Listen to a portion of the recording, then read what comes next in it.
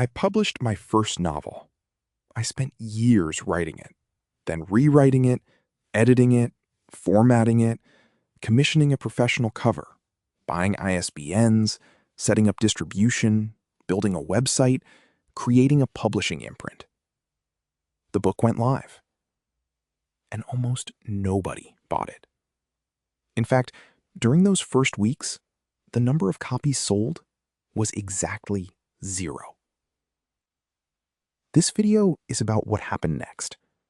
Not because I think the experience is unusual, but because I suspect it may be far more common than most writers are willing to admit. The novel is called Staff of Gold. It is a historical adventure spanning centuries, beginning in the shadow of the Spanish conquest of the Inca world and moving through a later story of journalists, hidden societies, lost history, and discoveries that may not have been lost at all. It was the first novel I published under the name Paul Hemlock, and it became the first release from GoldStaff Press, the independent publishing imprint I created to bring together the different kinds of fiction I write. By the time the book was ready, I had done many of the things independent authors are told they should do. The manuscript had been revised repeatedly, the interior had been formatted, the cover had been professionally commissioned, the book had its own ISBNs. It was made available through Amazon and through wider distribution using IngramSpark. There was a website, there was a Facebook presence, there was a plan. What there wasn't was an audience.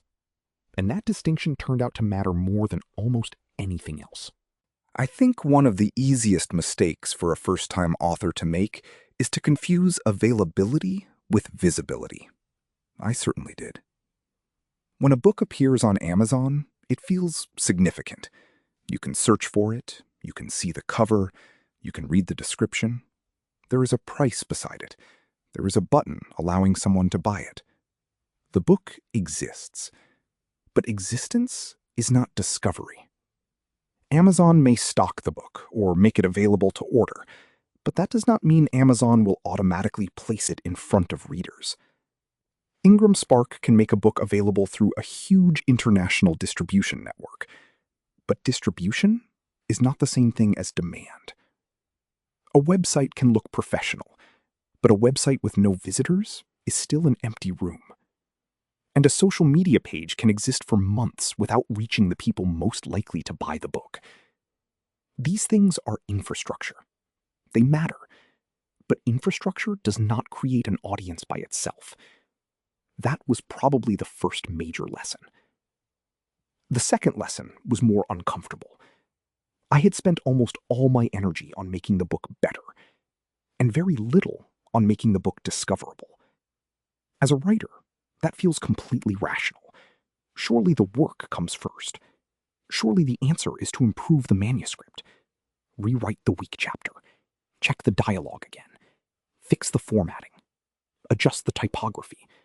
Review the cover. Read the proof. Then read it again. All of that matters. But there comes a point when improving the product and finding the audience become two entirely different jobs. I had treated publication as the finish line. What I began to understand was that publication was closer to the starting line. The third lesson concerned trust. Why should a stranger buy a novel by an author they have never heard of? That is not a cynical question. It is a reasonable one. Readers have thousands of books competing for their attention. Many are written by authors they already know.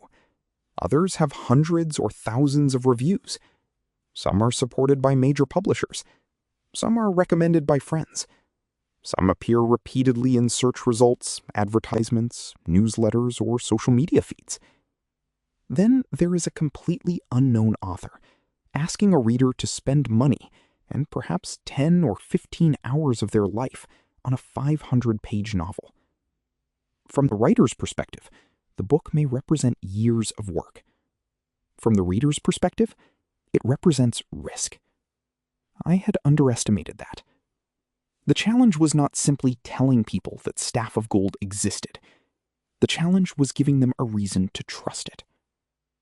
I also learned that marketing a novel is very different from announcing a novel. An announcement says, "My book is available." Marketing has to answer a different question. Why should this particular reader care? That sounds obvious when I say it now. It was less obvious while I was concentrating on publication. A post showing a book cover may reach people. A link may generate a few clicks. But neither necessarily creates curiosity. The more useful questions are about the reader. Do they enjoy historical mysteries? Are they fascinated by lost civilizations? Do they read adventure fiction? Are they interested in the gaps between documented history and myth? Do they enjoy stories spanning multiple timelines? Those are the bridges between a book and its potential audience, and I had not built enough of them before publication. There were practical lessons, too. Pricing matters. The cost of printing a substantial paperback matters. Wholesale discounts matter. Distribution fees matter. The difference between selling directly and selling through retailers matters. Metadata matters. Categories matter. Keywords matter. The first lines of a description matter.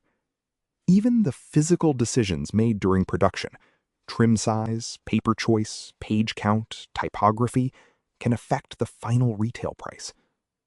When you self-publish, you discover very quickly that writing the novel is only one part of publishing the book.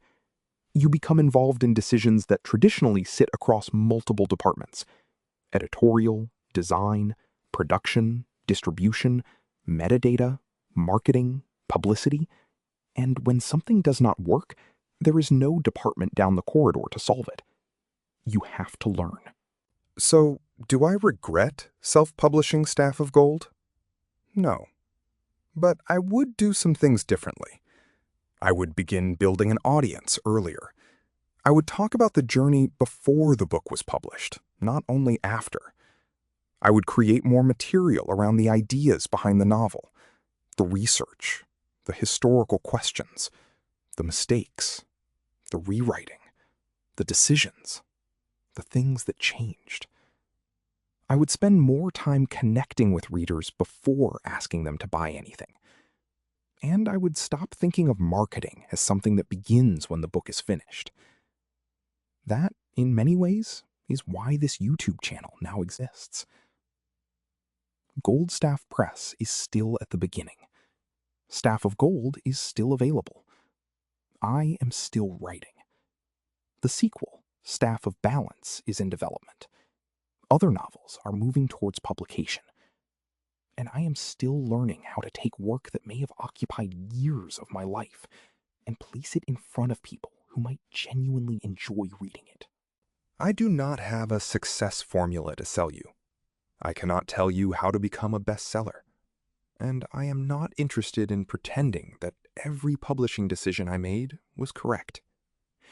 What I can do is document what actually happens, what works, what fails, what costs more than expected, what turns out to matter, and what turns out not to matter at all. If you are writing your first book, I think the most important thing I learned is this: finishing the manuscript is not the same as building a readership. Publishing the book is not the same as creating demand. Distribution is not visibility, and visibility is not trust. Those are separate problems. Each requires different work. I wish I had understood that earlier. But perhaps understanding it now is more useful than never understanding it at all. Because the story of Staff of Gold did not end when the book sold 0 copies. In many ways, that was when the next part began. If you would like to follow that journey, subscribe to GoldStaff Press. I will be sharing more about writing, research, editing, self-publishing, building an independent press, and the reality of trying to find readers for new fiction. No overnight success stories, no promises of secret formulas, just the journey as it happens. Thank you for watching, and I'll see you in the next video.